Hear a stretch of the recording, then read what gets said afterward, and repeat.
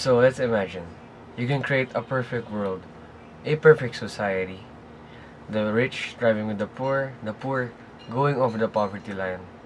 You also being rich, and you have the freedom and all the power in the world so you can make it. But the catch here is you are not sure on what part of the society you will be put in. You might be rich, you might be poor, or other things. So, what are you gonna do?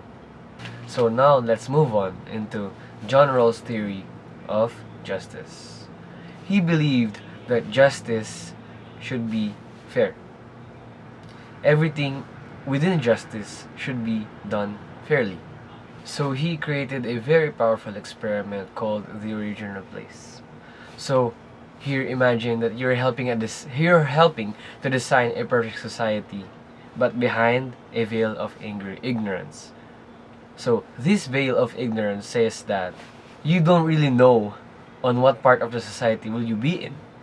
You don't know on what place will you be put on in this kind of society that you made. You don't really know anything about yourself. You don't know your gender, you don't know your race, talents, abilities, your knowledge, your intelligence. You don't know everything about yourself on what will you be in this society. You can really end up in any of these positions in society.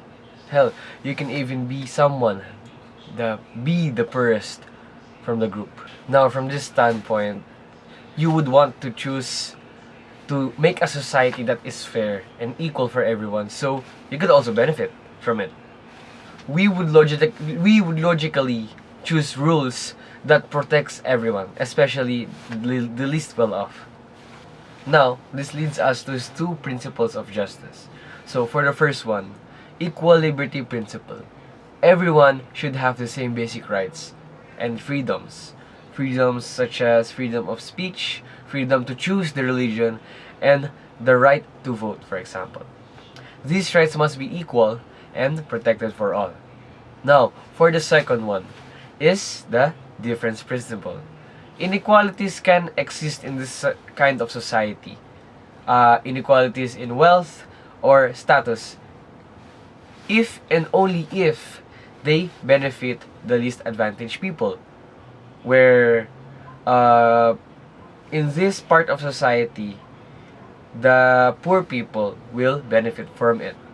So it's okay for some people to be richer, but only if their wealth helps lift up the least advantaged people, or the disadvantaged ones. So a good real world example for this is basically education for most of the countries.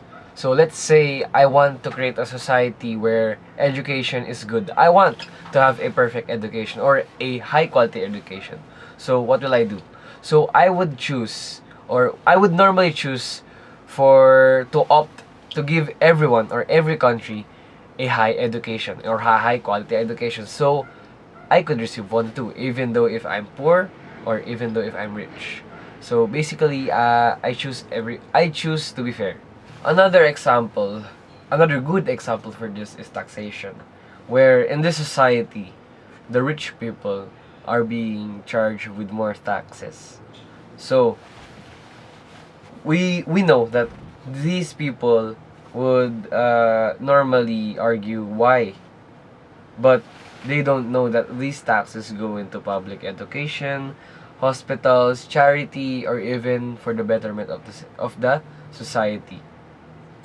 So this type of example falls under the difference principle, that inequality is justified.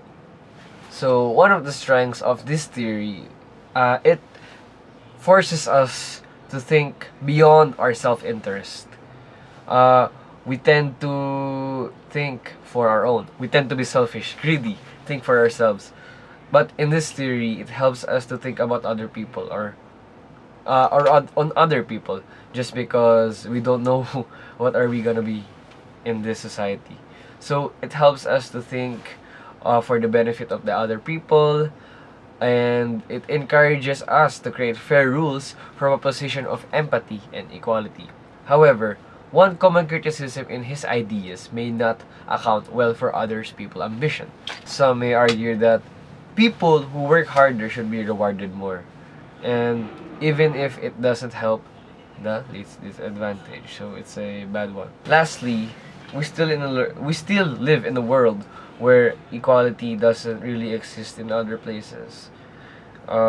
We have corrupt officials and even poor people below the poverty line. Poor families, a lot of poor families, and it helps us to think. It challenges us to think: are our systems being fair? Are they fair for us all?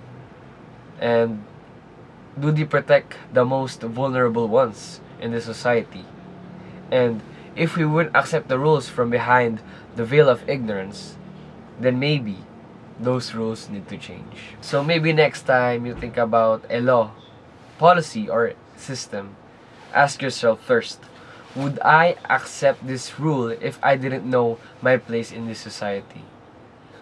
If the answer is no, maybe it's time to rethink.